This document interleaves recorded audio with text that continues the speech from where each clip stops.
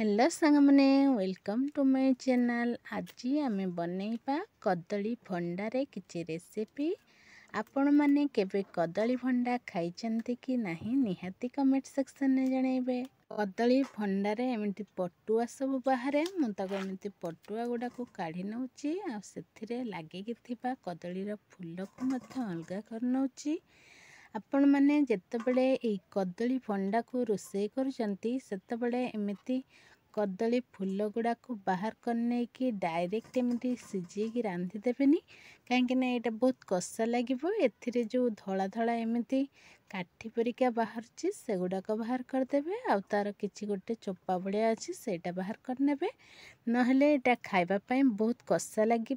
एकु एमती गोटे गोटे करी बाछि बाहर करने को समय तो लगे किंतु खाइबापी बहुत टेस्टी लगे। मुझे मोर ठाकुमाठू शिखी एमती बाहर करवा ये सबुतक बाहर कर नौची। देखंतु एमती गोटे गोटे करके सबुतक बाहर कर नहीं जाऊँ। मुझे सबुतक बाछिकी रेडी कर नहीं। एबे आमे को चुन चुन करी काटी नबा। ता पूर्व देखंतु मोर एठी आ छोट छोट किछि बळी पड़िछि मु ताको काटी नैछि काहेकि ना सेटा आ एते कष्ट लागबन तो ताको आपण माने एमती काटी कि नै परबे। मु एठी स्क्वायर साइज रो आलू काटी नैछि।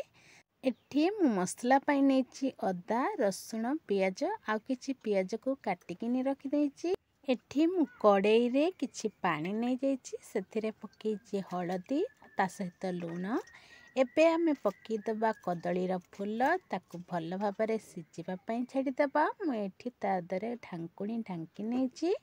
एको आमे 5 रु 10 मिनिट पर्यंत सिझे सारिचंती। देखंतु एबे भल भाबरे सिझी जाइछि। आमे एको एबे बाहर करने की रखी नेबा। तापरे कड़ाई रे किछि तेल गरम करके आलू पकेबा।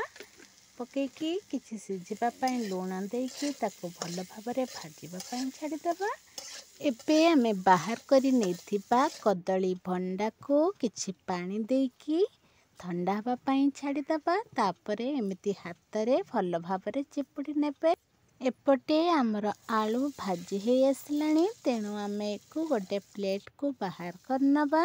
एबे आमे सेई कड़ाई रे आउ किछि तेल गरम करिबा। सेथिरे दबा जीरा फुटी आसिबा परे आमे काटिकी रखिथिबा पियाज को पकेइबा। पियाज को भल भाबरे सेथिरे भाजी नेबे जेमिति ब्राउन कलर हे आसिबो। जेतेबेले आमर पियाज भाजी हे आसिबो सेतेबेले आमे बाटिकिनी रखिथिबा मसला को दबा।